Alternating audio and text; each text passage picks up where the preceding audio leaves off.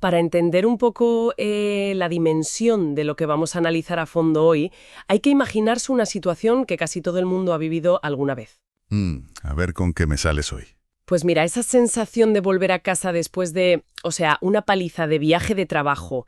Llegas, sueltas las maletas en el pasillo, el cambio de zona horaria te tiene la cabeza dando vueltas y lo único que te pide el cuerpo es dormir durante una semana entera. Ya, totalmente. Esa fatiga física y mental, donde el simple hecho de plantearse deshacer el equipaje se te hace un mundo, ¿verdad? Exacto, es que no puedes con tu alma. Es una imagen perfecta porque, la logística de los viajes largos pasa factura a cualquier ser humano. Da igual la preparación o el inmenso equipo que lleves detrás. El cuerpo tiene un límite y exige recuperar su centro. Pues con esa imagen del viajero verdaderamente exhausto en mente, arranca nuestro análisis en el canal Seguirá Otro. Porque el jueves 23 de abril de 2026, el Papa León XIV regresó a Roma tras una gira intercontinental por África verdaderamente brutal. Sí, una gira durísima. Hablamos de recorrer Argelia, Camerún, Angola y Guinea Ecuatorial. Entrando hasta en la cárcel de Bata. Un nivel de exigencia diplomática, emocional y física que, madre mía, es inmenso. Y tanto. Lo lógico ahí, lo que dictaría el sentido común, es hacer de tripas corazón el viernes y, bloquear la agenda el fin de semana para recuperarse. Claro, descansar. Pero en lugar de eso, las jornadas del sábado 25 y el domingo 26 de abril los dejan a un pontífice desplegando una actividad intelectual y espiritual que, francamente, es alucinante. Es que no para. Es un ritmo frenético. Y antes de desgranar toda esta maravilla y meternos al lío, un apunte rápido para quienes valoran este nivel de inmersión en nuestras fuentes. Suscribirse al canal, dejar un like y unirse a nuestra comunidad en Telegram o Instagram, a través de los enlaces de la descripción, ayuda muchísimo a mantener este espacio. Eso es, que la gente se anime, que siempre hay debates muy interesantes por ahí. Así que vamos al lío. Porque revisando los documentos vaticanos, los artículos de Vatican News y las retransmisiones de esas 48 horas, uno no puede evitar preguntarse de dónde saca esa energía y, sobre todo, a dónde quiere llegar con este bombardeo de mensajes. Es que, no estamos ante discursos de trámite. No es lo típico protocolario para cubrir el expediente de un fin de semana tranquilo en Roma. No, desde luego que no. Lo que hace León XIV en estas 48 horas es, dinamitar lo que él considera los filtros tóxicos de nuestra época. Hay un hilo conductor fascinante que une sus encuentros con políticos europeos, con profesores de religión y hasta con los nuevos sacerdotes. Conecta todo el rato. Exacto. Está conectando constantemente lo divino con la urgencia de rescatar la dignidad humana en una sociedad que, irónicamente, parece cada vez más desconectada de la realidad. Pues vamos a meternos de lleno en esa idea, porque el sábado 25 de abril por la mañana, con el polvo de las periferias africanas casi todavía en los zapatos, recibe en el Vaticano a unas 190 personas de las altas esferas del poder europeo. Palabras mayores. Hablamos de la cúpula del Partido Popular Europeo, encabezada por Manfred Weber. Y el mensaje central que les lanza es una defensa a ultranza de la dignidad humana frente a los sistemas políticos, exigiéndoles algo muy particular. Sí, el concepto de la política analógica. Eso es, un retorno a la política analógica frente a lo que él llama el triunfo digital. ¿Es un diagnóstico brutal? Es brillante, francamente. Fíjate en la dicotomía que plantea ahí. Reclama el contacto directo, el pisar la calle y ver los rostros de la gente, como el único antídoto real contra dos derivas que están destrozando las democracias. Claro, los extremos. Por un lado el populismo, que se alimenta del aplauso rápido y la indignación viral, ¿no? Y por otro el elitismo tecnócrata, que legisla desde despachos de cristal basándose en hojas de cálculo y dando la espalda al consenso real de la población. Espera, pero aquí tengo que hacer un poco de abogada del diablo. ¿No suena un poco utópico o incluso ingenuo pedirle a la élite europea de 2026 una política puramente analógica? Bueno, depende de cómo lo mires. Yo me imagino esto como escuchar un disco de vinilo frente a un algoritmo de streaming. El vinilo requiere prestar atención, estar presente. Pero al final hoy las elecciones se ganan en las redes, las narrativas se construyen con algoritmos. ¿Cómo se aterriza esa petición sin sonar a un rechazo absoluto a la modernidad? Es que no es un rechazo a la tecnología en sí, sino a la reducción del ciudadano a un simple dato. La clave está en el concepto de humanismo cristiano que él menciona a hablar de retos enormes como la inteligencia artificial o la crisis de natalidad en Europa. Vale, poner a la persona en el centro. Eso es, la política digital tiende a crear burbujas de confirmación, donde el político solo escucha el eco de sus propios votantes. La política analógica que pide el Papa requiere tocar la imperfección de la realidad. Mancharse las manos. Exactamente. Les está diciendo, y cito casi literal, no confundan ideales con ideologías, porque las ideologías retuercen la realidad para que encaje en un molde prefabricado. Los ideales, en cambio, parten de la dignidad innegociable de la persona y buscan elevarla. Y a mí esa imparcialidad a la hora de repartir críticas me llama muchísimo la atención. Siempre intentamos mantener esa misma neutralidad aquí, simplemente analizando el texto, y es fascinante ver que él no se casa con ninguna agenda partidista. Con ninguna. Reparte a ambos lados. Critica con la misma firmeza a quienes fomentan el populismo fácil que a quienes diseñan políticas migratorias sin tener en cuenta la tragedia humana en las fronteras. Y creo que esa coherencia se ve clarísima en otro movimiento que hacen Paradeo ese mismo sábado. El videomensaje a Estados Unidos, claro. Sí, emite un videomensaje por el 15º aniversario de la abolición de la pena de muerte en el estado de Illinois. Totalmente. Ese videomensaje es la otra cara de la misma moneda. O sea, si a los europeos les piden no tratar al ciudadano como un algoritmo, en el mensaje a Illinois reitera que la pena capital es, y usa esta palabra, inadmisible. Sin medias tintas. La doctrina social de la Iglesia moderna, pues entendemos que está construyendo un andamiaje moral inquebrantable. Claro, te viene a decir que no se puede defender la vida a la carta. Exacto. Está trazando una línea roja que cruza absolutamente todas las fronteras políticas. Exige a los gobernantes no tratar a los seres humanos como variables de ajuste. Da igual si están en una patera cruzando el Mediterráneo, si están en el vientre materno o si están esperando su ejecución en el corredor de la muerte. La vida humana no es material de descarte. Pues esta defensa de la estructura vital de la persona nos lleva directamente al siguiente movimiento del Papa, porque por la tarde cambia el chip por completo. Sí, pasa a otro escenario totalmente distinto. Pasa del aula Pablo VI llena de políticos a reunirse con los participantes del Encuentro Nacional de Profesores de Religión Católica de Italia. Y fíjate, si por la mañana defendía la dignidad frente a las leyes del Estado, por la tarde sale en defensa de la mente y el espíritu de los jóvenes. Frente al ruido digital, claro. Frente a ese ruido.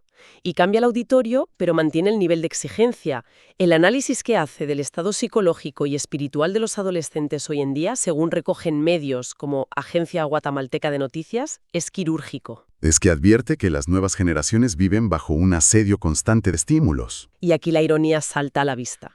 Ya sé por dónde vas. Resulta paradójico que la cabeza de una institución bimilenaria, que además tiene millones de seguidores en plataformas como Instagram o Twitter, sea la que dé la voz de alarma sobre el peligro de vivir volcados hacia afuera. Se queja de que esta hiperconexión nos saca fuera de nosotros mismos. Bueno, es paradójico, pero precisamente porque él entiende perfectamente las reglas del ecosistema digital, es por lo que conoce sus trampas. El Papa hace una lectura muy compasiva de la juventud. Dice que detrás de esa máscara de apatía o cinismo que a menudo vemos, lo que hay realmente es una generación que siente demasiado. ¿Qué frase más potente? Sienten demasiado. Es que están recibiendo tal avalancha de información, de microimpactos emocionales diarios, que sufren un bloqueo. O sea, no saben cómo procesarlo, no tienen el andamiaje interior para dar nombre a sus angustias. Claro, es como intentar beber agua directamente de una manguera de bomberos. Te ahogas. Literal. Por eso el encargo que les hace a los profesores de religión es tan exigente. Les dice que está terminantemente prohibido dar respuestas prefabricadas. Les insta a formar el pensamiento crítico, a fomentar la libertad interior. Y utiliza una frase que se me ha quedado grabada, ¿eh? Les pide que sean coreógrafos de la esperanza. Buah, esa figura del coreógrafo de la esperanza no es poesía vacía, ¿eh? Tiene una carga teológica inmensa. Hay que recordar que León XIV es agustino de formación. San Agustín. Sí, y San Agustín es probablemente el mayor explorador de la interioridad en toda la historia de la filosofía occidental.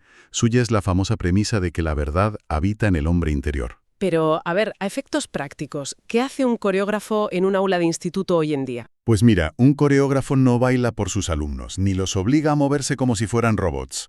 Les enseña a escuchar el ritmo, a coordinar su propio cuerpo, a encontrar su propio centro de gravedad.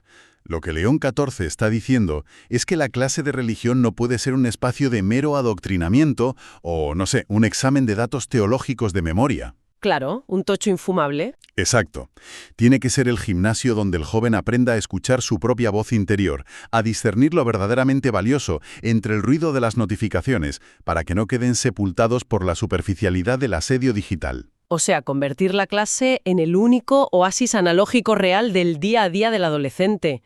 Es telita, es un reto enorme. Es un cambio de paradigma total. Y esa misma lógica de quitar estorbos, de facilitar el contacto directo con lo auténtico, es la que articula toda la mañana del domingo 26 de abril.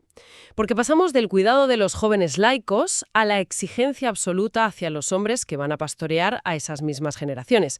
La jornada arranca con una misa de ordenación sacerdotal en la Basílica de San Pedro. Una celebración que, bueno, estéticamente tiene una gran carga simbólica. Ordena a 8 nuevos sacerdotes para la diócesis de Roma.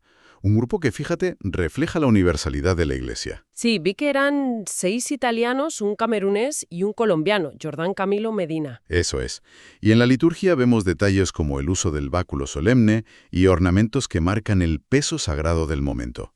Sin embargo, hay un contraste abismal entre la majestuosidad visual del rito y la cercanía, casi de tú a tú, de la homilia. Sí, va directo a la yugular con una metáfora que para mí es el centro de gravedad de este análisis. Les planta cara a estos 8 hombres y les dice: debéis ser un canal, no un filtro. Un canal, no un filtro. ¡Qué maravilla! Les exige que no se conviertan en obstáculos para la gente que busca acercarse a Dios.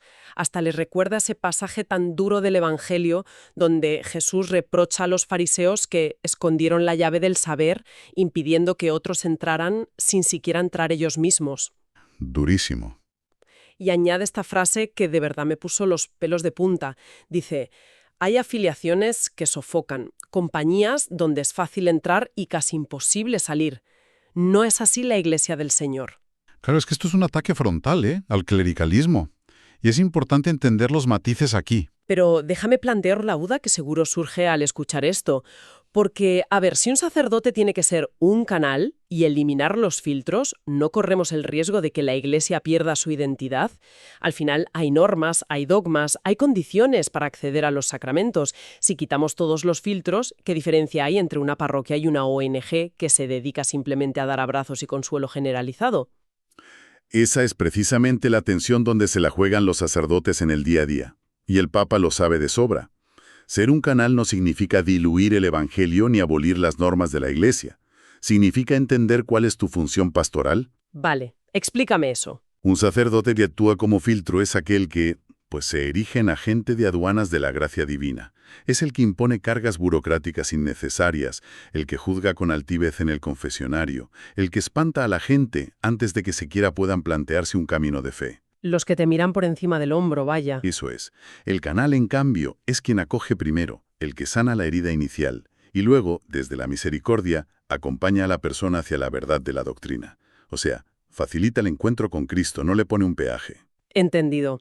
La norma sigue ahí, pero la puerta de acceso no puede estar custodiada por alguien que disfruta cerrándola con llave. Justamente. Y esto enlaza con otro aspecto de esa homilía que me dejó pensando. Hace una reflexión sobre el celibato sacerdotal que, la verdad, lo saca totalmente de esa aureola de superpoder intocable. Sí, lo baja a la tierra. Compara el cuidado del celibato con el cuidado del amor entre los esposos en un matrimonio. Es una forma fantástica de anclar la vocación sacerdotal en la pura realidad de la condición humana. A veces existe esta idea casi mágica de que por el simple hecho de ordenarse, el sacerdote ya está blindado contra la soledad o el desamor o la crisis. Como si ya lo tuvieran todo hecho. Claro, y León XIV les advierte que el celibato requiere un trabajo diario, requiere maduración psicológica y afectiva.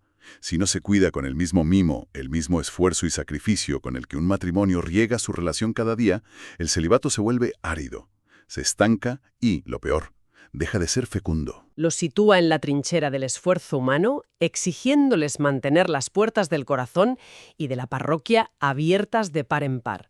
Y fíjate cómo fluye el guión de este fin de semana. Porque de la intimidad de la basílica y de exigir que nadie cierre puertas, el Papa se asoma en mediodía a la ventana del Palacio Apostólico para el rezo del Regina Coeli. que sustituye al Ángelus en Pascua, recordemos. Eso es.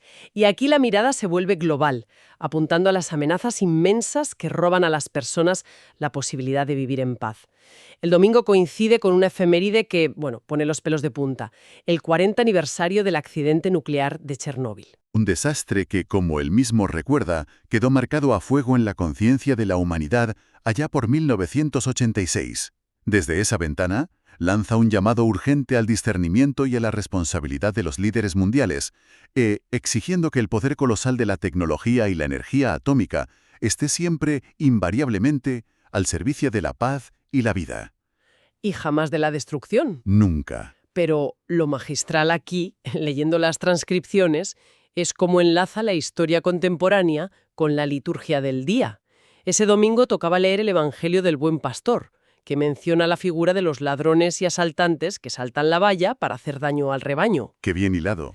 El Papa coge esta imagen y advierte que esos ladrones hoy son muy reales.